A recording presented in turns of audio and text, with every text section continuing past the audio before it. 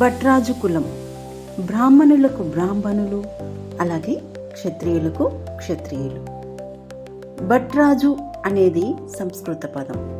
భట్ అంటే పండితుడు, పూజారి, ఉపాధ్యాయుడు, కవి అనే అర్థాలున్నాయి. అలాగే రాజు కూడా సంస్కృత పదం. రాజన్ అనేది భారతీయ చక్రవర్తుల కోసం ఉపయోగించే రాజ బిరుదు అని చరిత్రకారులు పేర్కొంటున్నారు. భట్టు పదం పరిభాషణ పదం నుండి వచ్చింది. భట్టు పదానికి అనేక అర్థాలు ఉన్నాయి. భట్టు అనగా ఉద్భట్, విద్వాన్, కవి, పండితుడు, క్షత్రియుడు అని నిఘంటువులో పేర్కొనబడింది. భట్టు అనగా అగ్ని, స్వామి, యోధ, సూర్యుడు అని కూడా అర్థాలు ఉన్నాయి. భట్టును గురువు, సాహిత్య నిపుణుడు అని అంటారు. ద్రావిడ భాష అంటే తమిళంలో భట్టు శబ్దమునకు పురోహితుడు అనే అర్థం ఉన్నది. భట్రాజు క్షత్రియుల ఉపకులాలలో ఒకరుగా ప్రస్తుతం వ్యవహరిస్తున్నారు. కానీ పూర్వం వారిని బ్రాహ్మణులుగా వ్యవహరించేవారు. ఆంధ్రప్రదేశ్, తెలంగాణ, కర్ణాటక, తమిళనాడు, కేరళ మరియు అలహాబాద్, లక్నో, పంజాబ్, బెంగాల్, బీహార్, ఒరిస్సా, ఢిల్లీ, కాశీ, మహారాష్ట్ర, సారనాథ్, దక్షిణ ప్రాంతాలలో, అలాగే ఉత్తరప్రదేశ్, గుజరాత్, రాజస్థాన్లలో భట్రాజులు కనిపిస్తారు. వారి పేర్లలో చివర్లో రాజు, సింగ్, వర్మ, భట్ అని ఉంటాయి. వీరిని భట్టురాజులు, భట్టుమూర్తులు, కవిరాజులు లేదా పండిత రాజులు అని కూడా అంటారు. భట్టురాజు బ్రాహ్మణ వర్గానికి చెందినవారుగా కొన్ని పురాణాలలో కూడా పేర్కొన్నారు.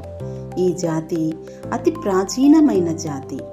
కవి, ఋషి సంతానం బ్రాహ్మణ వర్ణంలోనే ఒక భాగమై భట్టు పదమును తన పేరులో ధరించేవాడు.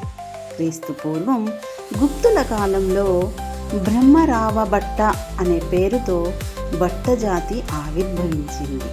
తర్వాత 500 సంవత్సరాల వరకు భట్ట జాతి బ్రహ్మభట్ట, మహారాజ్ భట్ట, భట్ట, భట్టాచార్య అను 5 శాఖలుగా విస్తరించింది. తర్వాత కాలక్రమేణా భట్ట జాతిలో అనేక మార్పులు సంభవించాయి. కొన్ని శాఖలు సన్నగిల్లాయి, మరికొన్ని శాఖలు ఉత్పన్నమయ్యాయి. ప్రస్తుత కాలంలో భట్ట జాతిలో 5 ముఖ్యమైన శాఖలు, ఎన్నో ఉపశాఖలు భారతదేశమంతటా విస్తరించి ఉన్నాయి. ఛత్రపతి శివాజీ మహారాజుకు గంగా భట్టు గురువుగా వ్యవహరించారు. భట్టరాజులు బ్రాహ్మణ ఉపకులాలలో ఒక కులము. అందువలన వీరికి కూడా బ్రాహ్మణ గోత్రాలు ఉన్నాయి. క్రీస్తు పూర్వం 3000 సంవత్సరాలకు ముందు మహాభారత యుద్ధం అనంతరం కొన్ని సంవత్సరాల పాలన తరువాత చివరలో 32 మంది బ్రహ్మక్షత్రియ వంశీయులు 506 సంవత్సరాల పాటు రాజ్యపాలన కొనసాగించినట్లు తెలుస్తోంది. బ్రహ్మక్షత్రియులే తొలి ఆంధ్ర రాజులు. వీరు ఆంధ్రదేశంలోనే కాక కాన్వ వంశం రాజుల కాలంలో మగధ సామ్రాజ్యాన్ని వశపరుచుకున్నారు. ఈ బ్రహ్మక్షత్రియులే భట్టురాజులు. వీరి కాలంలోనే ప్రజలందరికీ నైతిక, ఆధ్యాత్మిక ప్రవృత్తి కలవారుగా ప్రబోధం చేసేందుకు అంతకు పూర్వం ఉన్న మతాల వలె సారంగభట్ట మతంను స్థాపించటం జరిగింది. భట్టురాజులు కూడా ద్విజులు, అనగా ఉపనయనం అంటే బొడుగు సమయంలో జంధ్యము అనగా యజ్ఞోపవీతం ధరించే ఆచారం ఉంది. బారసాల, కేశఖండనం, ఉపనయనం, కన్యాదానం, కాశీయాత్ర వగైరా కూడా ఉన్నాయి. వారు బ్రాహ్మణులకు బ్రాహ్మణులు మరియు క్షత్రియులకు క్షత్రియులుగా పరిగణించబడ్డారు. వారు మొదట హిందూ రాజ్యాల న్యాయస్థానాలకు కవులు, బార్డులు అంటే గాయక కవులు లేదా వృత్తిపరమైన ట్రౌబాడోర్లుగా అంటే సంచార గాయకులు మరియు కవులుగా ఉండేవారు. స్థానిక యువరాజులు మరియు వీరుల అద్భుత చర్యలను కీర్తిస్తూ కవిత్వం చెప్పేవారు. వారు ఇలా వర్ణించబడ్డారు: తమకు ప్రతిపాదించిన ఏదైనా విషయంపై మాట్లాడటంలో అద్భుతమైన నైపుణ్యం కలిగి ఉంటారు. వారి వృత్తి ఏమిటంటే సైనికులను యుద్ధానికి తరలించే సమయంలో వారి పూర్వీకుల గొప్పతనాన్ని తెలియచేస్తూ వారిలో ఉత్తేజాన్ని నింపడం లాంటివి చేస్తూ ఉంటారు. మహాకవి కాళిదాసు, బేతాళ భట్టు, ఆర్యభట్టు, నాగభట్టు, అలాగే తెలంగాణలో ఎంతో ప్రసిద్ధి చెందిన స్త్రీమూర్తి బతుకమ్మ, ఈవిడ భట్టు ధర్మంగదుడు, అతని భార్య సత్యవతికి జన్మించింది. అలాగే తాంతియా తోపే, బీర్బల్, తాన్సేన్, రాఘవేంద్ర స్వామి, సత్యసాయిబాబా, అష్టాంగ హృదయాన్ని రాసిన వాగభట్టు, లతా మంగేష్కర్ వంటి వారు భట్టురాజు కులానికి చెందినవారు.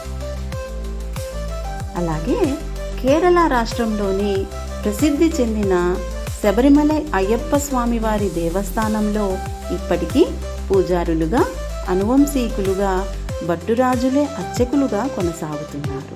ఇంకా ఆంధ్రప్రదేశ్ రాష్ట్రంలోని గుంటూరు జిల్లాలో, అలాగే తెలంగాణ రాష్ట్రంలోని నల్గొండ జిల్లాలలో భట్టువారిపల్లి, భట్టుగూడెం వంటి పేర్లు మనకు వినిపిస్తాయి.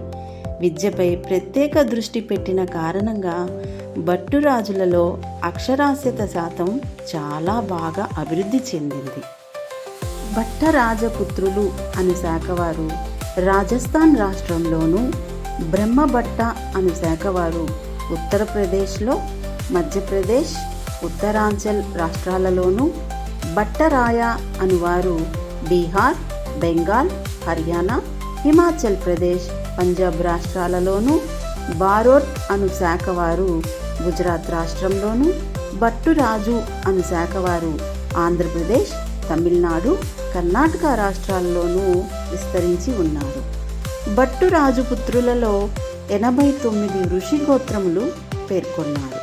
భట్టురాజుల వారు ఎన్నో ఇతర జాతుల వారికి గురువులుగా కూడా ఉన్నారు.